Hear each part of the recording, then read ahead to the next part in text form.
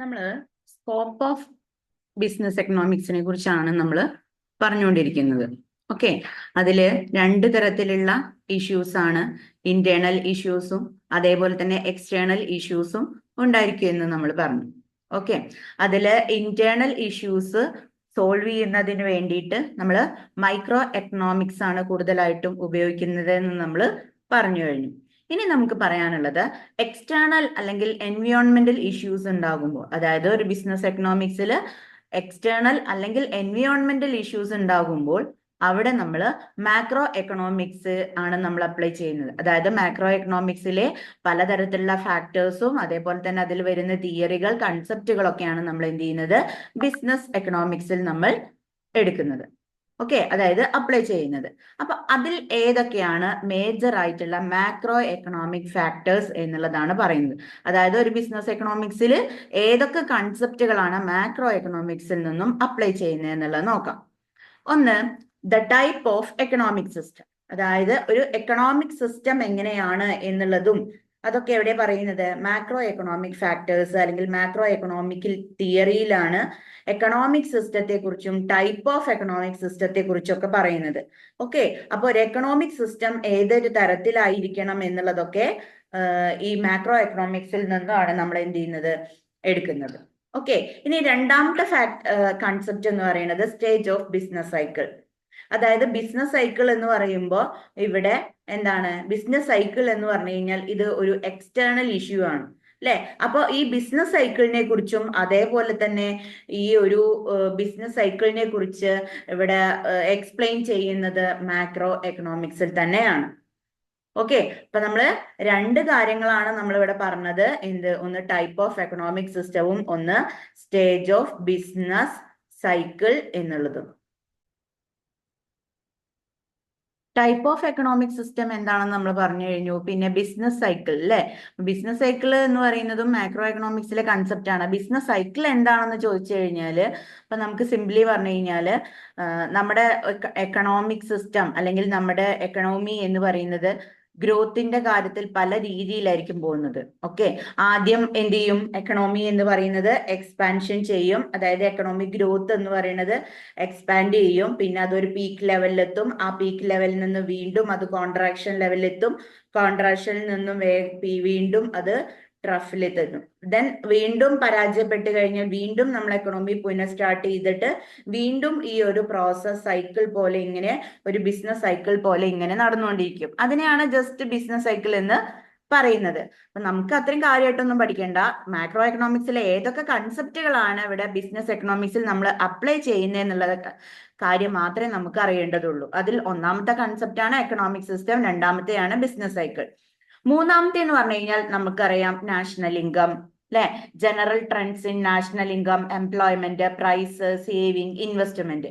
നമ്മൾ ഫസ്റ്റില് macro economics എന്താ മൈക്രോ എക്കണോമിക്സ് എന്താന്ന് പഠിച്ചപ്പോ പറഞ്ഞു തന്നിട്ടുണ്ടായിരുന്നു. മാക്രോ എക്കണോമിക്സിൽ ഡീൽ ചെയ്യുന്നത് എന്തൊക്കെയാണ്, അഗ്രിഗേറ്റ് അല്ലെ, എക്കണോമിയിലെ അഗ്രിഗേറ്റിനെ ടോട്ടലിനെ കുറിച്ചിട്ടാണ് പഠിക്കുന്നത്. അതിൽ നാഷണൽ ഇൻകം വരും, എംപ്ലോയ്മെന്റ് ഇഷ്യൂസ് വരും, പ്രൈസ് വരും, സേവിങ് വരും, ഇൻവെസ്റ്റ്മെന്റ് എന്നുള്ളതൊക്കെ ഇതിൽ ഉൾപ്പെടുന്നതാണ്. ഓക്കെ, ഇതെല്ലാം മാക്രോ എക്കണോമിക്കിലെ ഫാക്ടേഴ്സ് തന്നെയാണ്. പിന്നെ വരുന്നത് social and political environment.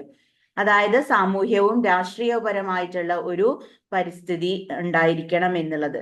Okay, social and political environment എന്ന് പറയുന്നതും എന്തുതന്നെയാണ്, മാക്രോ എക്കണോമിക്കിലെ ഒരു പ്രധാനപ്പെട്ട ഒരു കൺസെപ്റ്റ് തന്നെയാണ്. പിന്നെ വരുന്നത് working of central bank and financial sector and capital market and their regulation. ഇപ്പോ സെൻട്രൽ ബാങ്കിന്റെ വർക്കിങ്ങിനെ കുറിച്ചാണെങ്കിലും ഫിനാൻഷ്യൽ സെക്ടറിനെ കുറിച്ചിട്ടാണെങ്കിലും ക്യാപിറ്റൽ മാർക്കറ്റ് അതേപോലെ തന്നെ അതിന്റെ റെഗുലേഷൻസ്, ഇതെല്ലാം മാക്രോ എക്കണോമിക്സിൽ വരുന്ന കൺസെപ്റ്റുകൾ തന്നെയാണ്.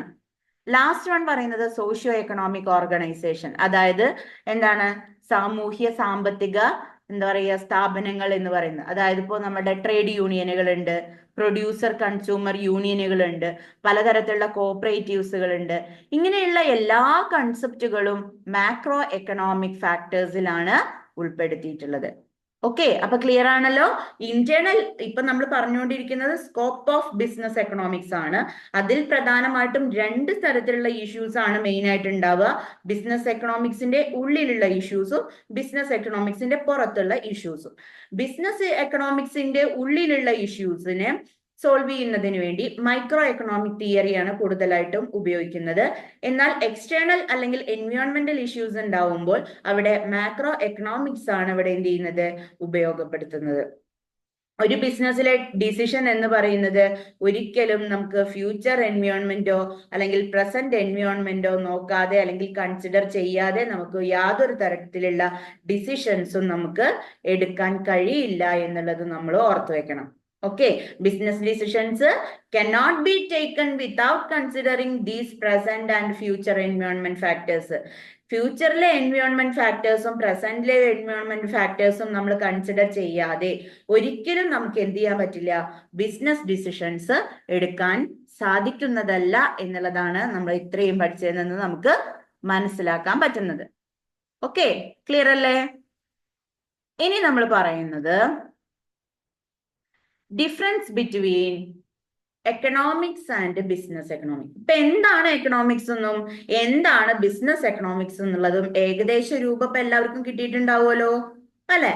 Okay, very good. അപ്പൊ എന്താണ് നമ്മള് ഈ എക്കണോമിക്സിനെ കുറിച്ചും ബിസിനസ് എക്കണോമിക്സും തമ്മിലുള്ള ഡിഫറൻസ് എന്താണ് എന്നുള്ളതാണ് ഇവിടെ പറയുന്നത്. ഓക്കെ, അപ്പൊ ആദ്യം നമുക്ക് രണ്ടിന്റെയും മീനിങ് വൈസ് എങ്ങനെയാണ് ഡിഫറൻസ് ഉള്ളത് എന്നുള്ളത് നോക്കാം. ഓക്കെ, അതിൽ ഒന്നാമത്തെ മീനിങ് വൈസ് നോക്കുകയാണെന്നുണ്ടെങ്കിൽ എക്കണോമിക്സിന്റെ മീനിങ് എന്ന് പറഞ്ഞു കഴിഞ്ഞാൽ എന്താണ്? It involve the framing of economic principles to solve economic problems. എക്കണോമിക്സിലാണെന്നുണ്ടെങ്കിൽ എക്കണോമിക് പ്രോബ്ലംസ് സോൾവ് ചെയ്യുന്നതിനു വേണ്ടി എക്കണോമിക് പ്രിൻസിപ്പിൾസ് ഫ്രെയിം ചെയ്തെടുക്കുന്നു. എന്നാലോ ബിസിനസ് എക്കണോമിക്സ് ആണെന്നുണ്ടെങ്കിൽ എന്ത് ചെയ്യുന്നു, ഇവിടെ എക്കണോമിക് പ്രോബ്ലംസ് സോൾവ് ചെയ്യുന്നതിന് വേണ്ടി എക്കണോമിക് പ്രിൻസിപ്പിൾസ് അപ്ലൈ ചെയ്യുകയാണ് ചെയ്യുന്നത്. ഓക്കെ, രണ്ടും തമ്മിലുള്ള ഡിഫറൻസ് എന്താണ്? ഒന്ന് എക്കണോമിക്സ് ആണെന്നുണ്ടെങ്കിൽ ഫ്രെയിമിംഗ് ആയിരിക്കും, ബിസിനസ് എക്കണോമിക്സ് ആണെങ്കിൽ അവിടെ പ്രിൻസിപ്പിൾസ് അപ്ലൈ ചെയ്യാണ്, എക്കണോമിക് പ്രിൻസിപ്പിൾസ് അപ്ലൈ ചെയ്യുന്നു. ഒന്നും കൂടി വ്യക്തമായല്ലോ. എക്കണോമിക്സ് എന്ന് പറയുമ്പോൾ ഇവിടെ എക്കണോമിക് പ്രിൻസിപ്പിൾസ് ഫ്രെയിം ചെയ്തെടുക്കുക എന്നുള്ളതാണ് എക്കണോമിക്സിന്റെ ഇതിൽ വരുന്നത്. ബിസിനസ് എക്കണോമിക്സ് ആവുമ്പോഴോ എക്കണോമിക് പ്രിൻസിപ്പിൾസ് അപ്ലൈ ചെയ്യുന്നു എന്നുള്ളതാണ് ബിസിനസ് എക്കണോമിക്സിൽ പറയുന്നത്. ക്ലിയർ ആണല്ലോ? ഓക്കെ, ഇനി നമ്മൾ ക്യാരക്ടർ നോക്കുകയാണെങ്കിൽ എന്താ പ്രത്യേകത? It is microeconomic as well as macroeconomic in character. അല്ലെ? എക്കണോമിക്സിന്റെ ക്യാരക്ടർ നോക്കുകയാണെന്നുണ്ടെങ്കിൽ നമുക്ക് പറയാം രണ്ട് തരത്തിലുണ്ടാവും അല്ലെ? എന്താണ്? മൈക്രോ എക്കണോമിക്കും അതേപോലെ തന്നെ മാക്രോ എക്കണോമിക് ക്യാരക്ടർ ആണ് എക്കണോമിക്സിൽ പ്രധാനമായിട്ടും കണ്ടുവരുന്നത്. എന്നാൽ ബിസിനസ് എക്കണോമിക്സിലോ ക്യാരക്ടർ വൈസ് നോക്കുകയാണെങ്കിൽ മൈക്രോ എക്കണോമിക്കിന്റെ ക്യാരക്ടർ മാത്രമേ ബിസിനസ് എക്കണോമിക്സിൽ കാണുന്നുള്ളൂ. ഓക്കെ, ക്ലിയർ ആണോ? മൈക്രോ എക്കണോമിക്സിന് എന്താണ് മൈക്രോ എക്കണോമിക് ക്യാരക്ടർ ആണ് എന്ത് ചെയ്യുന്നത്, കൂടുതലായിട്ടും ബിസിനസ് എക്കണോമിക്സിൽ കാണപ്പെടുന്നത്. ക്ലിയർ ആണല്ലോ? ഇനി ഇതിന് രണ്ടിന്റെയും മെയിൻ ടാസ്ക് എന്ന് പറഞ്ഞു കഴിഞ്ഞാൽ എന്താണ്? അതായത് എക്കണോമിക്സിന്റെ ടാസ്കും ബിസിനസ് എക്കണോമിക്സിന്റെ ടാസ്കും എന്താണ്? എക്കണോമിക്സിന്റെ ടാസ്ക് എന്ന് പറയുന്നത് the fulfilment of needs of individuals as well as entities. അതായത് ഇവിടെ എക്കണോമിക്സിൽ പറയുന്നത് എന്താണ്? ഇൻഡിവിജ്വൽസിന്റെ ആവശ്യങ്ങളെ ഫുൾഫിൽ ചെയ്യുക എന്നുള്ളതാണ് എക്കണോമിക്സിൽ പറയുന്നത് അല്ലെ? ഇൻഡിവിജ്വൽസിന്റെ നീഡ്സ് എന്ത് ചെയ്യണം, ഫുൾഫിൽമെന്റ് ചെയ്യുക എന്നുള്ളതാണ്. എന്നാൽ ബിസിനസ് എക്കണോമിക്സിലാണെന്നുണ്ടെങ്കിലോ ബിസിനസ് എൻറ്റിറ്റിയെ കുറിച്ച് അല്ലെങ്കിൽ ബിസിനസ് സ്ഥാപനത്തെ കുറിച്ച് പ്രോപ്പർ ആയിട്ടുള്ള ഡിസിഷൻ മേക്കിംഗ് എടുക്കുക എന്നുള്ളതാണ് ഇവിടുത്തെ മെയിൻ ടാസ്ക്. ഓക്കെ, എക്കണോമിക്സിലെ മെയിൻ ടാസ്ക് എന്ന് പറഞ്ഞു കഴിഞ്ഞാൽ എന്താണ്? ഇൻഡിവിജ്വൽസിന്റെ ആവശ്യങ്ങൾ ഫുൾഫിൽമെന്റ് ചെയ്യുക. ഓക്കെ, എന്നാൽ ബിസിനസ് എക്കണോമിക്സിന്റെ മെയിൻ ടാസ്ക് എന്താണ്? ഒരു ബിസിനസ് എൻറ്റിറ്റിയിലെ ഒരു പെർട്ടിക്കുലർ ഡിസിഷൻ മേക്കിംഗ് ചെയ്യുക എന്നുള്ള, തീരുമാനങ്ങൾ കൈക്കൊള്ളുക എന്നുള്ളതാണ് ബിസിനസ് എക്കണോമിക്സിന്റെ മെയിൻ ടാസ്ക് എന്ന് പറയുന്നത്. ഓക്കെ, ക്ലിയർ ആണല്ലോ? നാലാമത്തെ പോയിന്റ് നോക്കാലോ. നാലാമത്തെ പോയിന്റിൽ പറയുന്നത് എക്കണോമിക്സ് എന്ന് പറയുന്നത് എന്താണ്? It is positive as well as normative in nature അല്ലെ? നമ്മൾ കഴിഞ്ഞ ക്ലാസ്സിൽ പറഞ്ഞിട്ടുണ്ടായിരുന്നു എന്താണ് പോസിറ്റീവ്, എന്താണ് നോർമേറ്റീവ് എന്ന്, അല്ലെ? അപ്പോ എക്കണോമിക്സിൽ നോക്കുകയാണെന്നുണ്ടെങ്കിൽ അതിന്റെ നേച്ചർ എന്ന് പറയുന്നത് positive as well as normative ആണ്, അല്ലെ? പോസിറ്റീവും അതേപോലെ തന്നെ നോർമേറ്റീവും ഉണ്ട്. എന്നാൽ ബിസിനസ് എക്കണോമിക്സിലാണെന്നുണ്ടെങ്കിലോ ഓൺലി നോർമേറ്റീവ് ഇൻ നേച്ചർ. മനസ്സിലായോ? നോർമേറ്റീവ് സ്വഭാവം മാത്രമാണ് ബിസിനസ് എക്കണോമിക്സിനുള്ളത്. ക്ലിയർ ആണോ? ഇനി വരുന്നത് സ്കോപ്പ് ആണ്. ഓക്കെ, സ്കോപ്പ് എന്ന് പറയുമ്പോൾ എക്കണോമിക്സിന്റെ സ്കോപ്പ് എന്ന് പറയുമ്പോൾ വൈഡർ സ്കോപ്പാണ്. കാരണം ഒരു വലിയ എന്താ പറയാ വിശാലമായിട്ടുള്ള ഒരു സബ്ജക്റ്റ് തന്നെയാണ് എക്കണോമിക്സ് എന്ന് പറയുന്നത്. ഓക്കെ, അപ്പോ ഒരു വൈഡർ സ്കോപ്പ് തന്നെ എക്കണോമിക്സിനുണ്ട്. എന്നാൽ ബിസിനസ് എക്കണോമിക്സ് ആണെങ്കിലോ it has comparatively narrow scope. എക്കണോമിക്സുമായിട്ട് കമ്പയർ ചെയ്യുമ്പോൾ ബിസിനസ് എക്കണോമിക്സിന് എന്തേ ഉള്ളൂ? കുറച്ച് സ്കോപ്പേ ഉള്ളൂ, നാരോ സ്കോപ്പേ കാണുന്നുള്ളൂ. വൈഡർ സ്കോപ്പ് എക്കണോമിക്സിനും. ബിസിനസ് എക്കണോമിക്സ് ആണെന്നുണ്ടെങ്കിൽ അവിടെ നാരോ സ്കോപ്പുമാണ് എന്ത് ചെയ്യുന്നത്? കാണപ്പെടുന്നത്. ഓക്കെ, ക്ലിയർ അല്ലേ? അപ്പൊ നമ്മൾ മീനിങ് എന്താ പറഞ്ഞു? ക്യാരക്ടർ വൈസ് പറഞ്ഞു, മെയിൻ ടാസ്ക് പറഞ്ഞു, നേച്ചർ പറഞ്ഞു, സ്കോപ്പ് പറഞ്ഞു. ഇനി നമുക്ക് നെക്സ്റ്റ് വരുന്നത് ബ്രാഞ്ചസ് ആണ്. എക്കണോമിക്സിന്റെ ബ്രാഞ്ചും ബിസിനസ് എക്കണോമിക്സിന്റെ ബ്രാഞ്ചും എങ്ങനെയാണെന്ന് നോക്കാം. It has business economics as its applied branch. എക്കണോമിക്സിന്റെ ഒരു അപ്ലൈഡ് ബ്രാഞ്ച് ആണ് ബിസിനസ് എക്കണോമിക്സ്. കാരണം ബിസിനസ്സിൽ എക്കണോമിക്സ് അപ്ലൈ ചെയ്തതാണ്. നമ്മൾ ഓൾറെഡി തുടക്കത്തിൽ പറഞ്ഞിട്ടുണ്ടായിരുന്നു അല്ലെ? ബ്രാഞ്ചസ്, അതായത് എക്കണോമിക്സ് എന്ന് പറയുന്നത് ഒരു ബ്രാഞ്ചാണ് അല്ലെ? ബ്രാഞ്ച് ഓഫ് സോഷ്യൽ സയൻസ് ആണ് എന്ന് നമ്മൾ പറഞ്ഞിട്ടുണ്ടായിരുന്നു. ഈ എക്കണോമിക്സിന്റെ ഒരു എന്താ പറയാ അപ്ലൈഡ് ബ്രാഞ്ച് ആണ് ഇതെന്ന് പറയുന്നത് ബിസിനസ് എക്കണോമിക്സ് എന്ന് പറയുന്നത്. Okay, business economics as its applied branch. Okay, എന്നാലോ ബിസിനസ് എക്കണോമിക്സിലേക്ക് പറയുമ്പോൾ it is an applied branch of economics. Okay, ഇവിടെ എന്ത് ചെയ്യാണ്? ബിസിനസ് എക്കണോമിക്സിൽ എക്കണോമിക്സ് എന്ന് പറയുന്ന ബ്രാഞ്ച് അപ്ലൈ ചെയ്യുന്നു. എക്കണോമിക്സിലാണെന്നുണ്ടെങ്കിലോ ബിസിനസ്സിലേക്ക് എക്കണോമിക്സും എന്ത് ചെയ്യുന്നു? ആഡ് ചെയ്യുന്നു. ഓക്കെ, ക്ലിയർ ആണോ? ഇനി വരുന്നത് അതിന്റെ ബാക്കി വരുന്നത് concerned with. Okay, concerned with എന്ന് പറയുമ്പോ എന്താണ്? All the consumption production including distribution, അല്ലെ? അതായത് ഇവിടെ പ്രധാനമായിട്ടും കൺസേൺ ചെയ്യുന്ന മാറ്റേഴ്സ് എന്ന് പറഞ്ഞു കഴിഞ്ഞാൽ എന്തൊക്കെയാണ് എന്നുള്ളതാണ്, അല്ലെ? എന്താണ്? Concern with only profit theory ignoring other theory, അല്ലെ? എവിടെ എന്താ ഉദ്ദേശിക്കുന്നത്? എന്താ കൺസേൺ വിത്ത്, അതായത് എക്കണോമിക്സും അതേപോലെ തന്നെ എന്താണ് ബിസിനസ് എക്കണോമിക്സും എങ്ങനെയാണ് ഇവിടെ കൺസേൺ ചെയ്യുന്നത് എന്നുള്ളതിനെ കുറിച്ചാണ് ഇപ്പൊ നമ്മൾ പറയാൻ പോകുന്നത്. ഓക്കെ,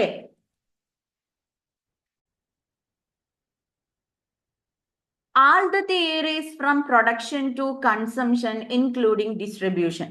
എക്കണോമിക്സ് ആണെന്നുണ്ടെങ്കിൽ എല്ലാ തിയറിയും നമ്മൾ കൺസിഡർ ചെയ്യുന്നുണ്ട് അല്ലെങ്കിൽ കൺസേൺ ചെയ്യുന്നുണ്ട്, അല്ലെ? ഒരു കൺസംഷൻ ആയാലും പ്രൊഡക്ഷൻ ആയാലും ഡിസ്ട്രിബ്യൂഷൻ അടക്കമുള്ള എല്ലാ തിയറികളും നമ്മൾ എക്കണോമിക്സിൽ കൺസേൺ ചെയ്യുന്നുണ്ട്. എന്നാലോ ബിസിനസ് എക്കണോമിക്സിലേക്ക് വരുമ്പോൾ അവിടെ profit theory concern only profit theory ignoring other theories. അതായത് ബിസിനസ് എക്കണോമിക്സിലേക്ക് വരുമ്പോൾ ഇവിടുത്തെ ബിസിനസിന്റെ പ്രധാനം എന്താ? പ്രോഫിറ്റ് അല്ലേ? അപ്പൊ പ്രോഫിറ്റുമായി ബന്ധപ്പെട്ട പ്രോഫിറ്റ് തിയറികൾക്കാണ് ഇവിടെ കൂടുതലും കൺസേൺ ചെയ്തിട്ടുള്ളത്. ബാക്കി എല്ലാ തിയറീസിനെയും ഇഗ്നോറിങ് ചെയ്തു എന്നുള്ളതാണ് പറയുന്നത്. മനസ്സിലായോ? അപ്പൊ എന്തൊക്കെയാ കൺസേൺ വിത്തിൽ നമ്മൾ പറയുന്നത്? എക്കണോമിക്സിലാണെന്നുണ്ടെങ്കിൽ എല്ലാ തിയറിയും, പ്രൊഡക്ഷൻ ആണെങ്കിലും കൺസംഷൻ ആണെങ്കിലും ഡിസ്ട്രിബ്യൂഷൻ പോലെയുള്ള എല്ലാ തിയറിയും നമ്മൾ കൺസേൺ ചെയ്യുന്നുണ്ട്. എന്നാൽ ബിസിനസ് എക്കണോമിക്സിലേക്ക് വരുമ്പോൾ ഇവിടെ ഓൺലി പ്രോഫിറ്റ് തിയറി മാത്രമാണ് കൺസേൺ ചെയ്യുന്നത്. ബാക്കിയുള്ള എല്ലാ തിയറീസിനെയും നമ്മൾ എന്ത് ചെയ്യുന്നു? ഇഗ്നോർ ചെയ്യുന്നു. ഓക്കെ, ക്ലിയർ ആണോ? ഓക്കെ, ഇനി നമുക്ക് അടുത്തത് അനാലിസിസ് ഇൻവോൾവ്ഡ്, അല്ലെ? എന്താണ് ഈ അനാലിസിസ് ഇൻവോൾവ്ഡ് എന്ന് വെച്ച് കഴിഞ്ഞാല്? Analysis inward, it includes the analysis of macro level issues like growth, inflation and employment, etc. അതായത് ഇവിടെ അനലൈസ് ചെയ്യുന്നത് എന്ന് പറയുന്നത് മാക്രോ ലെവലിലായിട്ടുള്ള ഇഷ്യൂസ് ആണ്. എക്കണോമിക്സിലാണെന്നുണ്ടെങ്കിൽ എന്ത് ലെവൽ ഓഫ് ഇഷ്യൂസ് ആണ്? മാക്രോ ലെവൽ ഓഫ് ഇഷ്യൂസ് ആണ്. അതായത് ഗ്രോത്ത്, ഇൻഫ്ലേഷൻ, എംപ്ലോയ്മെന്റ്, പ്രൈസ്, അങ്ങനെയുള്ള കാര്യങ്ങളെ കുറിച്ചിട്ടുള്ള അനാലിസിസ് ആണ് എക്കണോമിക്സിൽ സാധാരണയായിട്ട് ചെയ്യുന്നത്.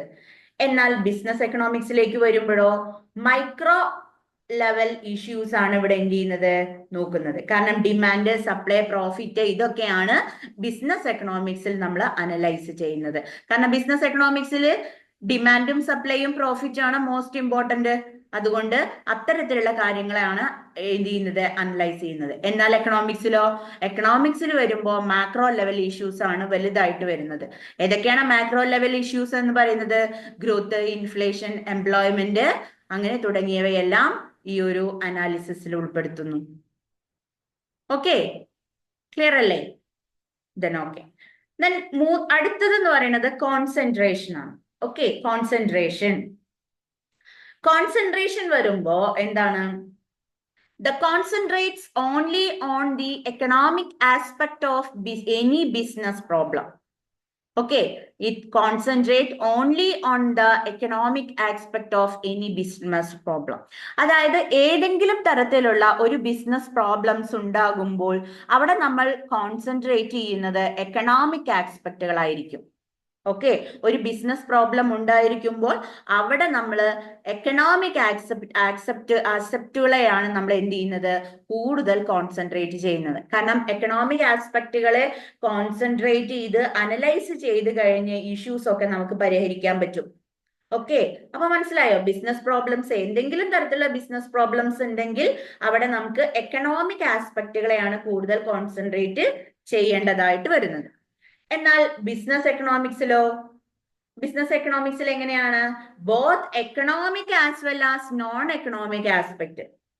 ഇവിടെ ബിസിനസ് പ്രോബ്ലംസ് എന്തെങ്കിലും ഉണ്ടായിട്ടുണ്ടെങ്കിൽ അത് സോൾവ് ചെയ്യുന്നതിന് വേണ്ടി എക്കണോമിക് അതേപോലെ തന്നെ നോൺ എക്കണോമിക് ആസ്പെക്റ്റുകൾ നമ്മൾ കോൺസെൻട്രേറ്റ് ചെയ്യണം. എക്കണോമിക്സിൽ ഏത് മാത്രം മതി? എക്കണോമിക് ആസ്പെക്റ്റുകൾ മാത്രം കോൺസെൻട്രേറ്റ് ചെയ്താൽ മതി.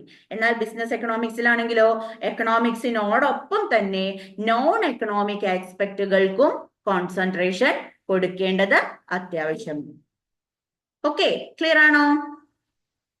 ഓക്കെ, ഇനി നെക്സ്റ്റ് പോയിന്റ് പറയുന്നത് വാലിഡിറ്റി ഓഫ് അസംഷൻസ്.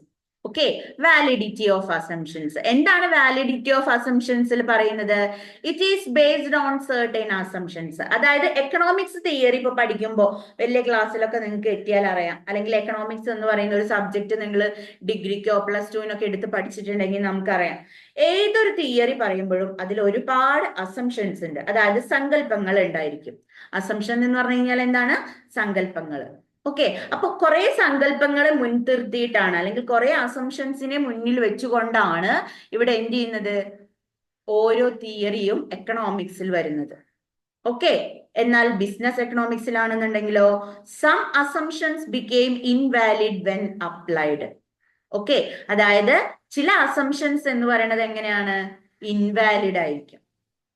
ഓക്കെ, കാരണം എന്താണ്? ചില അസംഷൻസ് എന്ന് പറയുന്നത് നമുക്ക് അപ്ലൈ ചെയ്യുമ്പോൾ എങ്ങനെയായിരിക്കും? അത് സ്യൂട്ട് ആവില്ല. അതായത് എങ്ങനെയായിരിക്കും? ഇൻവാലിഡ് ആയിരിക്കും. ഓക്കെ, അപ്പൊ ഇത്രയുമാണ് എന്തിൽ വരുന്നത്? നമ്മുടെ difference between economics and business economics എന്ന് പറയുന്ന പോർഷനിൽ വരുന്നത്. ഓക്കെ, അപ്പൊ നമ്മുടെ ഫസ്റ്റ് യൂണിറ്റ് ചാപ്റ്റർ ഇവിടെ തീരാൻ പോവാണ്. ഫസ്റ്റ് യൂണിറ്റ്, അതായത് ഇൻട്രൊഡക്ഷൻ എന്ന് പറയുന്ന യൂണിറ്റ് ഇവിടെ കംപ്ലീറ്റ് ആയിക്കൊണ്ടിരിക്കുകയാണ്. അപ്പൊ നമുക്കൊന്ന് ഓടിച്ചു പറഞ്ഞു നോക്കി പോവാം. എന്തൊക്കെയാണ് നമ്മൾ ഒന്നാമത്തെ യൂണിറ്റിൽ ഒന്ന് പഠിച്ചിട്ടുള്ളത് എന്നുള്ളത് നമുക്കൊന്ന് ജസ്റ്റ് ഒന്ന് ഓടിച്ചു നോക്കി പോവാം കേട്ടോ. ഓക്കെ, ആദ്യം നമ്മൾ പറഞ്ഞത് എന്താണ് അല്ലെ? നമ്മുടെ ചാപ്റ്ററിന്റെ പേര് nature and scope of business economics എന്നായിരുന്നു. അതിലെ ഫസ്റ്റ് യൂണിറ്റ് ആണ് നമ്മൾ പഠിച്ചുകൊണ്ടിരിക്കുന്നത്, ഇൻട്രൊഡക്ഷൻ അല്ലെ. പിന്നെ വരുന്നത് എന്താണ് ബിസിനസ്, എന്താണ് business. Business is an economic activity that involve the exchange, purchase, sale of production, goods and services with a motive to earn profit and satisfy the needs of customers. കസ്റ്റമേഴ്സിന്റെ ആവശ്യങ്ങൾ satisfy ചെയ്ത് maximum എന്താണ് profit earn ചെയ്യുക എന്നുള്ളതും, അതേപോലെ തന്നെ goods and സർവീസിന്റെ sale, production, purchase, exchange ഇതെല്ലാം ഉൾപ്പെടുന്ന എക്കണോമിക് ആക്ടിവിറ്റിയാണ് നമ്മൾ ബിസിനസ് എന്ന് പറഞ്ഞു. പിന്നെ നമ്മൾ പറഞ്ഞത് എക്കണോമിക്സ് എന്ന് പറഞ്ഞു കഴിഞ്ഞാൽ എന്താണെന്ന്. എക്കണോമിക്സ് എന്ന് പറഞ്ഞു കഴിഞ്ഞാൽ ഗ്രീക്ക് വേർഡായിട്ടുള്ള ഓയിക്കോണമിയ എന്ന് പറയുന്ന പദത്തിൽ നിന്നാണ് വന്നിട്ടുള്ളത്. അതിന്റെ അർത്ഥം എന്ന് പറയുന്നത് ഹൗസ് ഹോൾഡ് ആണ് എന്ന് പറഞ്ഞു. 19-ാം നൂറ്റാണ്ട് വരെ എക്കണോമിക്സിനെ നമ്മൾ വിളിച്ചിരുന്നത് പൊളിറ്റിക്കൽ എക്കണോമി ആയിരുന്നു. പിന്നെ എക്കണോമിക്സ് എന്ന് പറയുന്ന മോഡേൺ ആയിട്ട് ഇപ്പോൾ എക്കണോമിക്സ് എന്ന് പറയുന്ന പദം ഉപയോഗിക്കുന്നത് ആഡം സ്മിത്ത് ആണ്. ആഡം സ്മിത്തിന്റെ ഫേമസ് ആയിട്ടുള്ള ബുക്കിന്റെ പേരാണ് an inquiry into the nature and causes of wealth of nation എന്ന് പറയുന്നത്. പിന്നെ രണ്ട് പ്രധാനപ്പെട്ട ഫാക്ടുകളാണ് നമ്മൾ എക്കണോമിക്സ് എന്ന് പറയുന്ന കൺസെപ്റ്റിൽ ഉൾപ്പെടുത്തിയിട്ടുള്ളത്. ഒന്ന്, ഹ്യൂമൻ ബീയിങ്സ് ഹാവ് അൺലിമിറ്റഡ് വാൻസും, അതേപോലെ തന്നെ അൺലിമിറ്റഡ് എന്താണ് ഈ മീൻസുകളെല്ലാം to satisfy these unlimited wants are relatively scarce from the subject matter of economics. Unlimited വാൻസും അതേപോലെ തന്നെ സ്കേഴ്സ് റിസോഴ്സുമാണ് നമ്മളെ എക്കണോമിക്സിലെ മെയിൻ ആയിട്ടുള്ള രണ്ട് പ്രോബ്ലംസ് എന്ന് പറയുന്നത്. പിന്നെ നമ്മൾ എക്കണോമിക്സിന്റെ ഡെഫിനീഷനെ കുറിച്ചാണ് പറഞ്ഞിട്ടുണ്ടായിരുന്നത്. പിന്നെ അത് കഴിഞ്ഞിട്ട് നമ്മൾ മീനിങ് പറഞ്ഞു. മീനിങ് കഴിഞ്ഞിട്ട് പിന്നെ നമ്മൾ പറഞ്ഞത് ബിസിനസ് എക്കണോമിക്സ് എന്താണ്, അതിന്റെ ഡെഫിനിഷൻ എന്താണ് എന്നുള്ളത് പറഞ്ഞു. ബിസിനസ് എക്കണോമിക്സ് എന്ന് പറഞ്ഞു കഴിഞ്ഞാൽ എന്താണ്? Business economics may be defined as the use of economic analysis to make business decisions involving the best use of an organisation scarce resource. ബിസിനസ്സിലെ പല ഡിസിഷൻസ് എടുക്കുന്നതിന് വേണ്ടിയിട്ട്, കാരണം നമുക്കറിയാം നമ്മളുടെ ബിസിനസ്സിലെ സ്കേഴ്സ് റിസോഴ്സ് ആണ് എന്നുള്ളത് അല്ലെ. അപ്പൊ ആ സ്കേഴ്സ് റിസോഴ്സ് ഉപയോഗിച്ചുകൊണ്ട് ബെസ്റ്റ് ആയിട്ട് യൂട്ടിലൈസ് ചെയ്തുകൊണ്ട് ബിസിനസ്സിലെ ഡിസിഷൻസ് വളരെ എഫക്റ്റീവായിട്ട് തെരഞ്ഞെടുക്കുക എന്നുള്ളതൊക്കെ ബിസിനസ് എക്കണോമിക്സിൽ പറയുന്നതാണ്. ഓക്കെ, അതേപോലെ തന്നെ ബിസിനസ് എക്കണോമിക്സ് എന്ന് പറഞ്ഞു കഴിഞ്ഞാല് ബിസിനസ് പോളിസികൾ ഫോർമുലേറ്റ് ചെയ്യുക, എക്കണോമിക് അനലൈസ് ചെയ്യുക, ഇതൊക്കെയാണ് ബിസിനസ് എക്കണോമിക്സിൽ പ്രധാനമായിട്ടും ചെയ്യുന്നത്. പിന്നെ നമ്മൾ പറഞ്ഞത് ബിസിനസ് എക്കണോമിക്സിന്റെ രണ്ട് പാർട്ടുകളാണ്, മൈക്രോ എക്കണോമിക്സും മാക്രോ എക്കണോമിക്സും എന്ന് പറയുന്നത്. മൈക്രോ എക്കണോമിക്സ് എന്ന് പറഞ്ഞു കഴിഞ്ഞാൽ ഇൻഡിവിജ്വൽ യൂണിറ്റുകൾക്കാണ് ഇവിടെ പ്രാധാന്യം കൊടുക്കുന്നത്. ഓക്കെ, അതായത് ഇൻഡിവിജ്വൽ ബിഹേവിയർ, ഓർഗനൈസേഷൻസ്, അങ്ങനെയുള്ള കാര്യങ്ങൾ. മൈക്രോ എക്കണോമിക്സിൽ പ്രധാനമായിട്ട് ഉപയോഗിക്കുന്ന കൺസെപ്റ്റുകളാണ് product pricing, consumer behaviour, factor pricing, economic condition, behaviour of firm, location of the industry. ഇത്രയും മാക്രോ എക്കണോമിക്സിൽ എന്താണെന്ന് നോക്കി വെക്കുക. അതായത് സ്മാൾ നമ്പർ ഓഫ് യൂണിറ്റ് അല്ലെങ്കിൽ ഗ്രൂപ്പുകളെയാണ് ഇവിടെ എന്ത് ചെയ്യുന്നത്, കൺസിഡർ ചെയ്യുന്നത് മൈക്രോ എക്കണോമിക്സിൽ. പിന്നെ വരുന്നത് മാക്രോ എക്കണോമിക്സ്. മാക്രോ എക്കണോമിക്സ് എന്ന് പറയുമ്പോൾ എക്കണോമി അല്ലെ, അതായത് എക്കണോമി ആസ് എ വോൾ എന്നാണ്. അതായത് വോൾ എക്കണോമിയെ കുറിച്ചിട്ടുള്ള ഒരു പഠനമാണ് മാക്രോ എക്കണോമിക്സിൽ നടത്തുന്നത്. ഓക്കെ, അവിടെ ഇൻഡിവിജ്വൽ പാർട്സിന് യാതൊരു തരത്തിലുള്ള വാല്യൂവും ഉണ്ടായിരിക്കുന്നതല്ല. അതായത് എല്ലാ എക്കണോമിക്കിന്റെയും അഗ്രഗേറ്റിനെയാണ് ഇവിടെ പറയുന്നത്. Total output, total consumption, total saving, total investment, അങ്ങനെയുള്ള അഗ്രഗേറ്റ്സുകൾക്കാണ് മാക്രോ എക്കണോമിക്സിൽ വളരെയധികം പ്രാധാന്യമുള്ളത്. ഓക്കെ, പിന്നെ നമ്മൾ പറയുന്നത് മാക്രോ എക്കണോമിക്സിൽ ഉപയോഗിച്ചിട്ടുള്ള കൺസെപ്റ്റുകളാണ്. മാക്രോ എക്കണോമിക്സിലെ കൺസെപ്റ്റുകൾ എന്ന് പറയുന്നത് national income, national output, general price level, interest rate, balance of trade, balance of payment, external value of currency, the overall level of saving and investment, level of employment and rate of growth, economic growth. Okay, ഇത്രയുമാണ് പറയുന്നത്. പിന്നെ നമ്മൾ nature of business economics പറഞ്ഞു. Nature of business economics പറയുമ്പോൾ business economics എന്ന് പറയുന്നത് ഒരു science ആണ്. അതേപോലെ തന്നെ ബിസിനസ് എക്കണോമിക്സ് എന്ന് പറയുന്നത് മൈക്രോ എക്കണോമിക്സിനെ ബേസ് ചെയ്തുകൊണ്ടാണ്. അതേപോലെ തന്നെ ധാരാളം മാക്രോ അനാലിസിസ് ഇവിടെ നടക്കുന്നുണ്ട്. പിന്നെ അതേപോലെ തന്നെ ബിസിനസ് എക്കണോമിക്സ് എന്ന് പറയുന്ന ഒരു ആർട്ടാണ്. അതേപോലെ തന്നെ theory of market, private enterprise, അതേപോലെ തന്നെ പ്രാഗ്മാറ്റിക് ഇൻ അപ്രോച്ച്, അങ്ങനെയുള്ള കാര്യങ്ങൾ പറഞ്ഞു. പിന്നെ Inter disciplinary in nature, normative in nature. Okay, ഇനി എന്താണ് പോസിറ്റീവ്, എന്താണ് നോർമേറ്റീവ്? പോസിറ്റീവ് എന്ന് പറഞ്ഞു കഴിഞ്ഞാൽ എന്താണ്?